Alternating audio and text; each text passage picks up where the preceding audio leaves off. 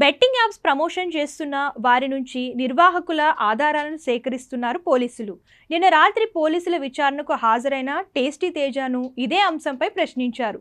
App నిర్వాహకులు ఎలా మిమ్మల్ని కాంటాక్ట్ అవుతారు, వారి నుంచి ఎలాంటి నజరానా పొందారనే వివరాలు రాబట్టారు పంజాగుట్ట పోలీసులు. హీరోయిన్లు, హీరోలతో పాటు మరికొందరు ఇన్ఫ్లుయెన్సర్లపై నిఘా ఉంచారు. హవాలా రూపంలో మనీ లాండరింగ్ జరిగిందని తెలియడంతో బెట్టింగ్ యాప్స్ కేసులోకి ఈడీ ఎంట్రీ ఇచ్చింది. దీంతో బెట్టింగ్ ప్రమోషన్స్ చేసిన వారిలో ఆందోళన నెలకొంది.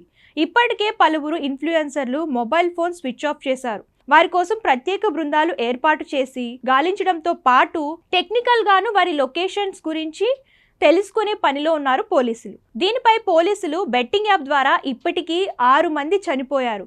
బెట్టింగ్ యాప్ ద్వారా కుటుంబాలు విచ్ఛిన్నం అవుతున్నాయి. బెట్టింగ్ యాప్ వెనకాల ఎంతటి పెద్దవారు ఉన్నా చర్యలు తప్పవు అని అన్నారు. అలాగే బెట్టింగ్ యాప్లను ప్రమోట్ చేసిన మిగతా సెలబ్రిటీలపై సుమోటో కింద కేసు నమోదు చేసే అంశాన్ని పరిశీలిస్తున్నామని, యూనిఫామ్లో ఉంటూ బెట్టింగ్ ప్రమోట్ చేసిన కానిస్టేబుల్ కిరణ్ పై కఠిన చర్యలు తీసుకుంటామని అన్నారు.